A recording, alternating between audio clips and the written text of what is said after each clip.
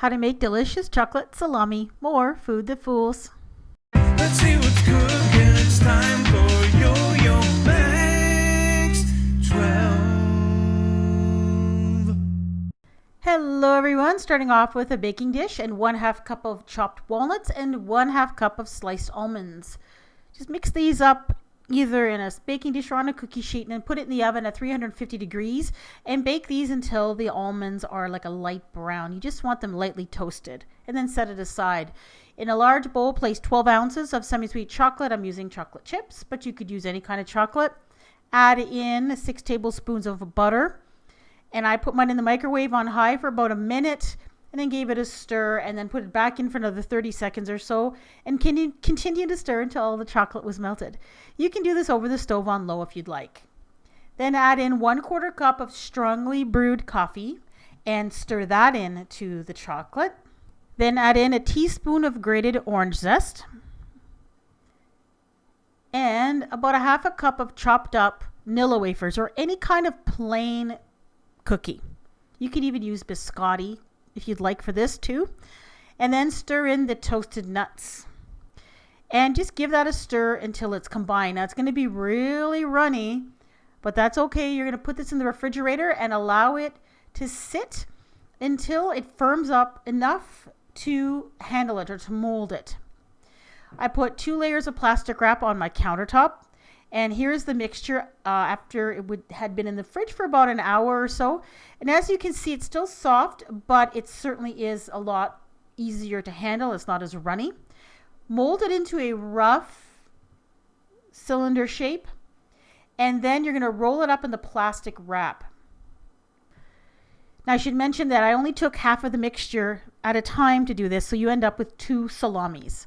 So roll it up on the counter, squeeze it, mold it into the shape that you want, and then twist the ends. And then you're going to put this in the refrigerator and let it set completely for a couple of hours, and it's going to be quite firm.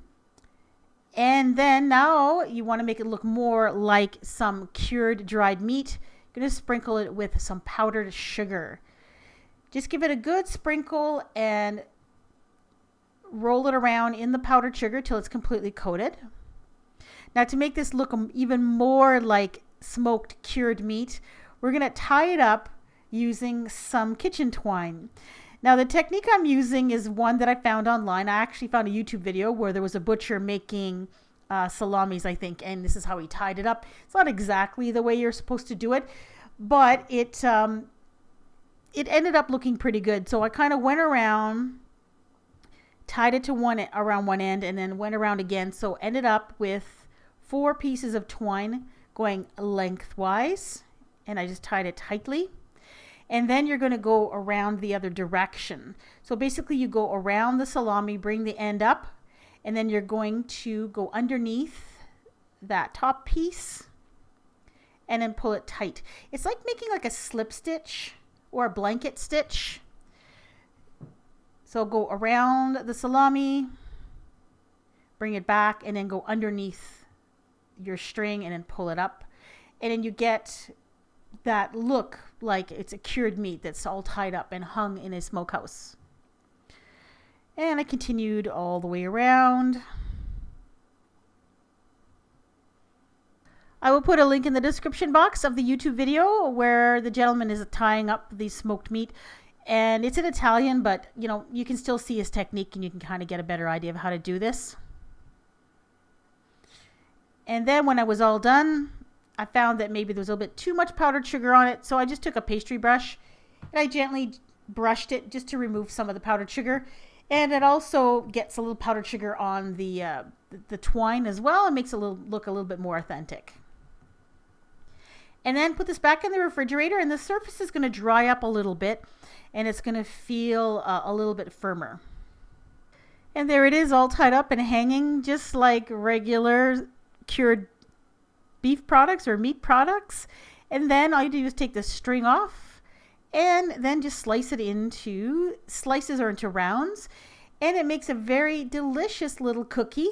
It's no bake. That is a lovely flavor with the coffee and the orange and the nuts and the cookies in there. These were really good, and it makes quite a few of them, and you can actually pop these in the freezer if you're not ready to eat them right away. I'm going to say that this is one of the best tasting of the food that fools that I've done so far on my playlist. And speaking of playlists, I do have a food that fools playlist that has a whole bunch of really cool food that looks like other food, things that look like one thing but actually taste like another. So if you want to see this playlist, all you have to do is click on your screen or look for the link in the description box below. Thanks for watching. Bye-bye.